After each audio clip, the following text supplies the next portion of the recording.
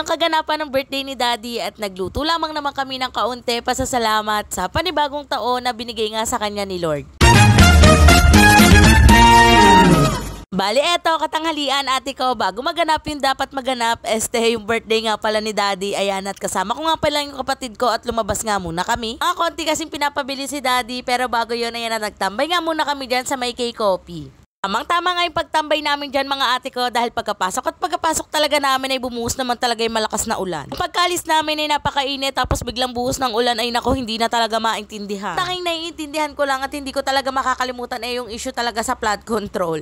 Huy, bakit naman napunta sa flood control? Eto kaloka, very fast forward mga ate ko yung mga kaganapan na hindi ko na nabidyohan pati na nga yung pamimili namin. Ito naman sa inyo nagbabalik mini vlog pa lang ulit itong babae na to kaya naman ayan na nga ulit. Alang noon mga ate ko, lahat na lang ang imabidyohan kahit hindi naman talaga dapat. Eto, mabalik nga tayo sa sobrang fast forward ng video na to. Ayan at nakapagluto na nga ako ng pasta ng spaghetti. After nun, ayan nakapagluto na nga rin ako ng sauce at nilagay ko na nga yung pinalamig kong pasta. Ko na nga pinakita sa inyo yung proseso dahil nako mga ate ko, ang tatanda na natin dito, kaya nyo nang lutuin niya ng sarili nyo. Nako mga ate ko, kapag nagluluto, tansyameter lang din naman talaga. Sa pa ate ko, di ba may kanya-kanya nga tayo ng way ng pagluluto. Na nga lang neto ni Daddy, kagagaling niya lang sa trabaho pero tingnan nyo diretso sa kusina at pinakalman talaga yung luto ko. Dumating na si Daddy galing work guys. Nakita niya ako nagluluto. Yan.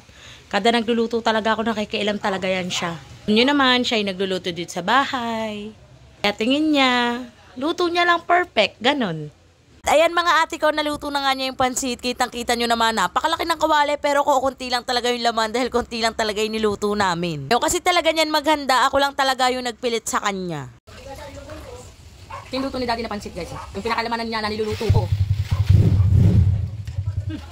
Masarap. Sarap guys. Nausok-usok pa oh. Ano yun? O diba? Nausok pa guys. Sarap. Ito mga ate ko, hinatian ko nga si Daddy ng pansit dahil habang nagbibideo ako, nakatingin talaga siya parang hindi siya naniniwala na sarap ako sa luto niya. Mga ate ko, nung kumakain ako ng pansit na yan, may na-realize talaga ang babae na to na kung ako yung nagtuloy ng lutunan, ganyan kaya yan kasarap. Kasi talagang katalent magluto etong babae na to, pero nagluluto naman siya, madalang lang talaga. After namin kumain ng pansit, ayan, nagkanta-kanta muna kami ni Daddy dyan, napaka-sweet na mga tao na yan. Kala mo naman talaga hindi nag-aaway ang mga buwisit. Eto pakinggan nyo, do it pa yan sila dyan. So you can give me wings to fly and touch me up. Tigil na natin, may pag-aay to ay pang nalalaman, napaka-aarte.